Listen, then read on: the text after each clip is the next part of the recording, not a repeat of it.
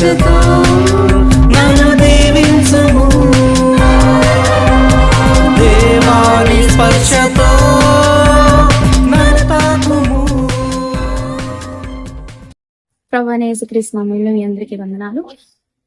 ఈ దినము వాక్య పఠనం లూకాసు వార్త 36వ అధ్యాయం 40వ వచనం ధ్యానించుకుందాం. ప్రాముఖ్యంగా ఈ వచనంలో మనం అన్న యొక్క జీవితాన్ని గురించి ధ్యానించుకోబోతున్నాం. ప్రియ సహోదరి సహోదరుడు, ఈ అన్న యొక్క జీవితాన్ని కనుక మనం పరిశీలనగా గమనించినట్లయితే ఈమె 12 గోత్రములలో ఒక గోత్రానికి సంబంధించిన ఒక స్త్రీ, అంటే ఈ ఆషేరు గోత్రంకు సంబంధించిన స్త్రీగా మనం వాక్యం సెలవిస్తా ఉంది.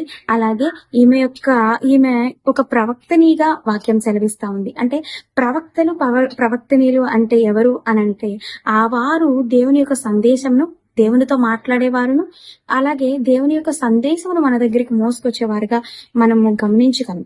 అయితే ఈమెను ఇంకా ఈమె యొక్క జీవితాన్ని మనం ధ్యానించినట్లయితే ఈమె ఒక వివాహం జరిగినది. ఈమె వివాహం జరిగినప్పటికీ 7 సంవత్సరాల్లో వారి భర్త ఎవరైతే ఉన్నారో ఆయన గతించి ఉన్నారని మనకి వాక్యం సెలవిస్తా ఉంది. అయినప్పటికీ ఈమె ఆ సమయంలో దుఃఖించి ఉండవచ్చు, కానీ ఈమె కృంగిపోలేదు. ఎందుకు అంటే ఆమె దేవుని పాదాలు పట్టుకుందని వాక్యం సెలవిస్తా ఉంది. ఎన్ని సంవత్సరాలు దేవుని పాదాలు పట్టుకుంది అనంటే 1-2 సంవత్సరాలు కాదు ప్రియ సహోదరి సహోదరు, 84 సంవత్సరాలు. అంటే ఆమె బ్రతికి ఉన్నంత కాలము కూడాను ఆమె దేవుని సన్నిధిలోనే గడిపిందని మనకు వాక్యం సెలవిస్తుంది. సాధారణంగా గమనించినట్లయితే ఈ రోజు భర్త చనిపోయిన వెంటనే వేరే వాళ్ళని పెళ్లి చేసుకొని వేరే వాళ్ళతో ఒక కుటుంబాన్ని ప్రారంభించే ఒక వ్యక్తులను మన మధ్యలో లేకపోలేదు. అయినప్పటికీ ఈ అన్న ప్రతి ఒక్కరికి ఆదర్శనీయంగా ఉండి ఆమె యొక్క జీవితాన్ని సంపూర్తిగా ఇంకా నా యొక్క మిగిలిన జీవితం నా దేవునికే అని ఆమె జీవించినట్లు మనకు వాక్యం సెలవిస్తా ఉంది. చూడండి ఏ రకంగా ఈమె జీవించింది ఈ 84 సంవత్సరాలు అనంటే ఆమె దేవాలయంలో గడుపుతూ జీవించింది. ఆమె ఉపవాస ప్రార్థనలు ఆచరిస్తూ జీవించింది.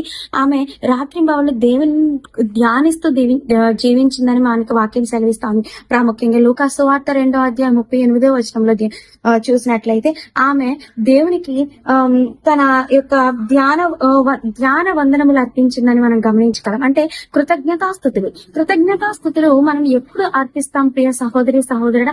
మనకి ఏదైనా మేలు జరిగినప్పుడు మాత్రమే మనం అర్పించగలం. కానీ ఎప్పుడు ఒక దుఃఖ స్థితిలో ఉన్నప్పుడు గాని అలాంటి ఒక స్థితిలో మనం మనస్ఫూర్తిగా దేవునికి కృతజ్ఞతాస్థుతులు, దేవా నువ్వు మాకు మేలు చేసావని ఎప్పుడు అర్పించలేదు. కానీ ఈ అన్న జీవితాన్ని మనం గమనించినట్లయితే ఈమె సర్వం కోల్పోయినప్పటికీ కూడా దేవునికి కృతజ్ఞతాస్థుతి చేసినట్లు మనం గమనించగలం. అంటే ఒక కష్టంలోను సుఖంలోను మనం దేవుని స్తుతించినట్లయితే ఆయన మనల్ని దర్శిస్తాడు, ఆయన మనతో ఉంటాడు అనేది మనం గమనించగలం. ఎందుకంటే మన మొరను అంటే ఇజ్రాయెల్ స్తుతుల సింహాసనంపై ఆసీనుడై ఉంటానని దేవుని వాక్యం సెలవిస్తా ఉంది. ఈ రోజు నీ పరిస్థితి ఏదైనప్పటికీ కూడా నువ్వు స్తుతులు అర్పించే ఒక వ్యక్తిగా నువ్వు మారినట్లయితే అలాంటి ఒక పరిస్థితుల్లో దేవుడు నీ యొక్క స్థితిని మార్చే ఒక గొప్ప కార్యం దేవుడు నీ పట్ల చేస్తాడు. ఎందుకంటే వాక్యం సెలవిస్తా ఉంది నీ స్థితిని మారుస్తుందని. అలాంటి ధన్యకరమైన జీవితాన్ని జీవించింది కాబట్టి యేసు ప్రభుని కళ్ళారా చూసి ఒక ధన్యతని ఆమె పొందుకుంది.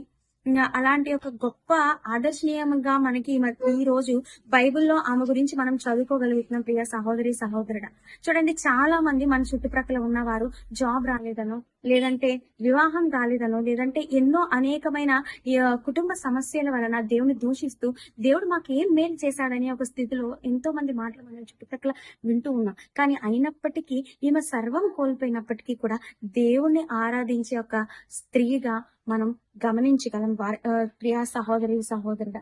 అలాగే 41వ వచనం గనక మనం ధ్యానించినట్లయితే బాలుడు జ్ఞానమందును ప్రాయమందును మనుషుల దయందును వర్ధిల్లాడని మనం వాక్యం సెలవిస్తా ఉంది.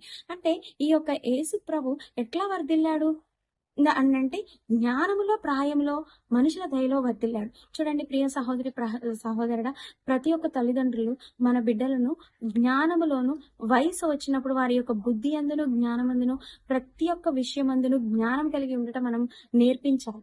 ఎందుకంటే దైవభక్తి మనం చిన్నప్పటి నుంచి నేర్పించాలి. చూడండి యేసు ప్రభు అంత గొప్ప దేవుడే ఆయన న్యాయంలోను, ప్రాయంలోను, మనుషుల దయలోను వర్ధిల్లాడని అంటది. కానీ ఈ రోజు మనం చాలా వరకు మనం జ్ఞానం అయితే తెలుసుకోగలుగుతున్నాము గానీ, ఒక పక్కన వ్యక్తితో ఎలా మాట్లాడాలి, ఎదుటి వ్యక్తిని ఎలా గౌరవించాలి అనే ఒక విషయాలను మనం చాలా వరకు తల్లిదండ్రులు ఈ కాలం తల్లిదండ్రులు మర్చిపోతున్నారు. బిడ్డలు కూడా దాన్ని ఆచరణలో పెట్టుకోవట్లేదు. చూడండి అలాంటి ఒక స్థితిలో మనం ఉండక మనం కూడా అన్ని విషయాల్లో వర్ధిల్లే కుటుంబంగా ఈ నూతన సంవత్సరంలో మనం అన్ని ఆశీర్వాదాలను పొందుకునే విధంగా మన జీవితాలు మనము కట్టబడాలని యేసు నామమున పెట్టి అడిగి వేడుకుంటున్నాను. ప్రార్థించుకుందాం. మహోన్నతుడా నీకు వందనాలు, స్తుతులు, స్తోత్రాలు. వాక్యం ద్వారా ప్రభా నా తండ్రి ఇప్పటి వరకు మీరు మాట్లాడే విధానం బట్టి నీకు వందనాలయ్యా. అయ్యా నా తండ్రి వింటున్న ప్రతి ఒక్క బిడ్డను ఆశీర్వదించి అయ్యా నూతన సంవత్సరంలో నా తండ్రి ప్రతి ఒక్క బిడ్డను నా తండ్రి వారి కుటుంబాల వారి బిడ్డలను సమస్తాన్ని ప్రభా నువ్వు ఆశీర్వదించి కట్టమని నా తండ్రి ముఖ్యంగా నీ రాజ్యం కోసం పాటుపడే బిడ్డలుగా ప్రభావ మమ్మల్ని అందరినీ మార్చమని మా నాదుడు మన రక్షకుడైన యేసు నామమున అడుగుతున్నాను తండ్రి. ఆమేన్.